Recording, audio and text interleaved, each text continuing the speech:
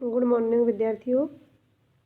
पिछली वीडियो में हमने प्रयोजनमूलक हिंदी का अभिप्राय और सामान्य हिंदी, साहित्यिक हिंदी एवं प्रयोजनमूलक हिंदी में अंतर स्पष्ट किया था।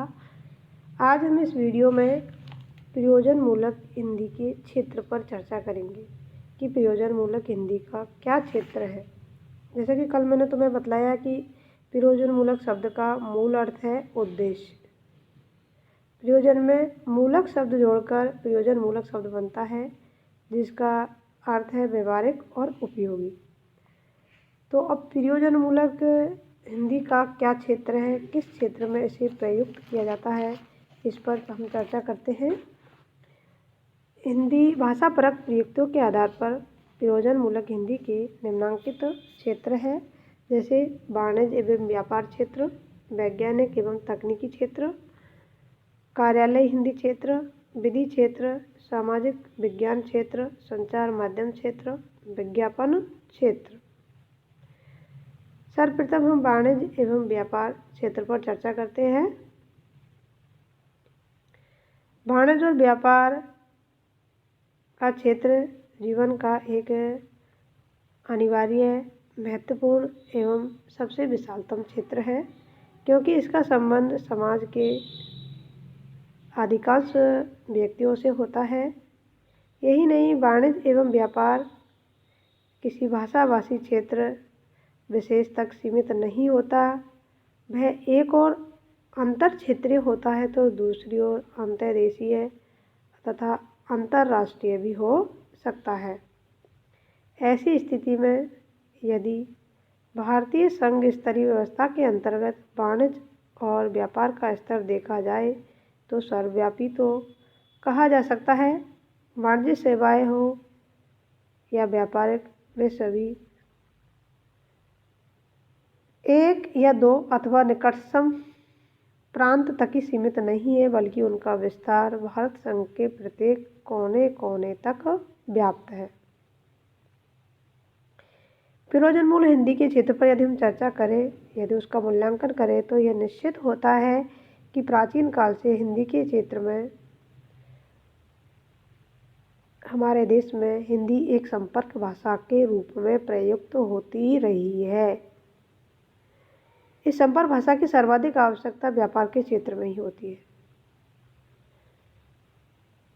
अतः इस क्षेत्र की शब्दावली और बात कहने का ढंग व्यापक रूप से परंपरागत है।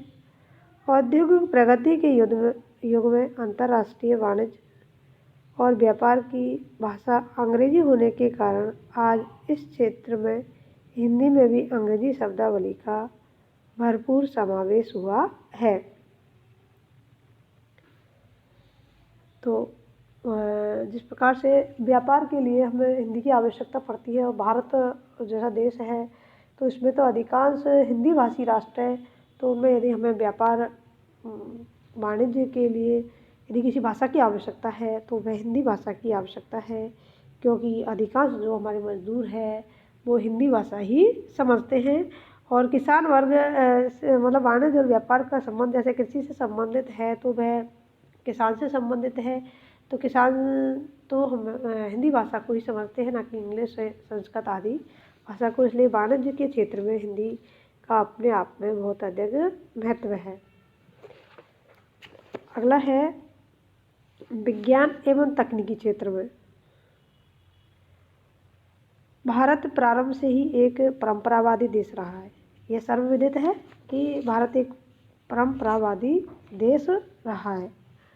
भारत में वैज्ञानिक अनुसंधान तथा चिंतन की परंपरा प्राचीन काल से ही पर्याप्त रूप में विकसित रही, किंतु मध्यकाल में विकास नहीं दिखलाई देता है। यह प्राचीन और मध्यकाल में ज्ञान विज्ञान का अधिक विकास नहीं हो पाया। यद्यपि संस्कृत भाषा में ज्ञान विज्ञान विषयक लेखन प्रस्तुत किया गया, परंतु हिंदी इस सौभाग्य से वंचित ही रही। लेकिन आज हिंदी में विज्ञान की शब्दावली में प्राचीन संस्कृत शब्दों के साथ अंतर्राष्ट्रीय वैज्ञानिक शब्दावली भी ग्रहण की जा रही है, और ऐसी नूतन तकनीकी का विकास भारतीय प्राचीन विद्या में नहीं होने के कारण उससे संबंधित नवीन तकनीकी शब्दावली का स्थापन शब्द न होने पर उसको यथारूप ग्रहण करने, जिस रूप में है उसी रूप में ग्रहण करने की व्यवस्था हिंदी की प्रयोजन मूलक इस क्षेत्र में अपनी महत्ता सिद्ध की है। जैसे कि साइंस के शब्द जैसे कि hydrogen, nitrogen, calorie, vaccine, satellite, तो आदि जो शब्द है यथावत रूप में हिंदी ने ग्रहण कर लिए हैं। इसी प्रकार से इंग्लिश के भी बहुत सारे शब्द हैं, उनको भी हिंदी ने यथावत ग्रहण कर लिया है। प्रयोजनमुख शब्दावली के स्तर पर प्रयोग किए गए शब्द और भी बहुत सारे शब्द हैं, जैसे arsenic, iron, agent, metal salts, तो इनको जो हमारी हिंदी है उसमें इनको यथावत रूप में ग्रहण कर लिया है। तो भारत सरकार ने हिंदी को नवीन तकनीक शब्दावली से समृद्ध बनाया है। इससे उसकी गतिशीलता में अत्यधिक वृद्धि हुई है। विदेशी भाषाओं के अनेक तकनीकी और वैज्ञानिक शब्द उसी रूप में ही हिंदी में स्वीकार कर लिए गए हैं। अगली है कार्यालय हिंदी का क्षेत्र। कार्यालय हिंदी से आज से जो हमारा प्रशासनिक क्षेत्र है, अकेडमिक प्रयुक्त होने वाली हिंदी से है। प्रशासन का क्षेत्र सरकारी एवं सार्वजनिक कार्यालयों के कामकाज तक विस्तृत है। अतः इस क्षेत्र में प्रयुक्त हिंदी को कार्यालय हिंदी कहा जाता है, जो मूलतः प्रयोजन मूलक है। हिंदी का यह कार्यालय रूप स्वतंत्रता के बाद विकसित हुआ, क्योंकि ब्रिटिश शासन काल में अंग्रेजी राजभाषा थी। उससे पहले मुगल काल में फारसी राजभाषा थी, लेकिन अब हमारी हिंदी ही राजभाषा है और जो लिपि है वह देवनागरी है। और जब स्वाधीन भारत संघ की राजभाषा के रूप में हिंदी को स्वीकार किया गया, अब सरकारी कामकाज है हिंदी में ही किए जाते हैं। हालांकि इंग्लिश में भी प्रयोग किए जाते हैं, लेकिन मूलतः जो है हमारी जो राजभाषा है वह हिंदी है। प्रशासन में इस हिंदी का प्रयोग उस समय प्रारंभ हुआ जब स्वाधीन भारत संघ की राजभाषा के रूप में इसे स्वीकार किया गया। संपूर्ण कार्यालय और प्रशासनिक कार्य प्रणाली को हिंदी में रूपांतरित करने के लिए अनुवाद की आवश्यकता अनुभव हुई। इसी के फलस्वरूप कार्यालय हिंदी का विकास हुआ, जो आज तक प्रयुक्त की जा रही है। अगली जो है वह न्यायालय के क्षेत्र में, ठीक है। न्यायालय के क्षेत्र में भी हिंदी का प्रयोग किया जा रहा है। न्यायालय विधिक क्षेत्र कुछ भी कह सकते हैं। तो ब्रिटिश सत्ता के काल में न्यायालयों में मुगल काल से चली आ रही फारसी अंग्रेजी भाषा का प्रयोग किया जाता था। स्वतंत्रता के बाद जब हिंदी को राजभाषा घोषित किया गया, तब न्यायालय में हिंदी के प्रयोग पर बल दिया गया, परंतु व्यवहारिक रूप में न्यायालय में उर्दू भाषा ही प्रचलित रही। इस क्षेत्र में प्रयोजनमूलक हिंदी का स्वरूप अत्यंत निश्चित और सतर्क है। इस भाषा में कुछ भी कहा जाता है और उसका सीधा और सटीक उतना ही अर्थ निकलना अपेक्षित है जितने की आवश्यकता है। इस प्रकार से जो विधि क्षेत्र को प्रयोजनमूलक हिंदी बहुत ही सतर्क और सुनिश्चित है। इसमें जो कुछ भी कहा जाता है उसका उतना ही अर्थ निकाला जाता है। जैसे कि खंड 3 उपखंड 1 ख में यह बात कही गई है, तो यह निश्चित है जो कहा गया है उसको उसी रूप में प्रयुक्त किया जाता है। सामाजिक क्षेत्र में भी प्रयोजनमूलक हिंदी का अपना महत्व है। इस क्षेत्र के अंतर्गत राजनीति शास्त्र, समाजशास्त्र, अर्थशास्त्र, लोकशास्त्र, लोक प्रशासन, इतिहास आदि विषय आते हैं। इनकी शब्दावली और संकल्पनाएं तथा विचारधाराएं निश्चित है और अपने भीतर विशिष्ट अर्थ समाहित किए हुए हैं।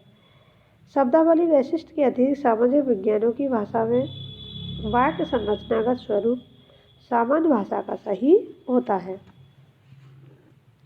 और जो संचार माध्यम है, सामाजिक विज्ञानों में भी इसका प्रयोग किया जा रहा है।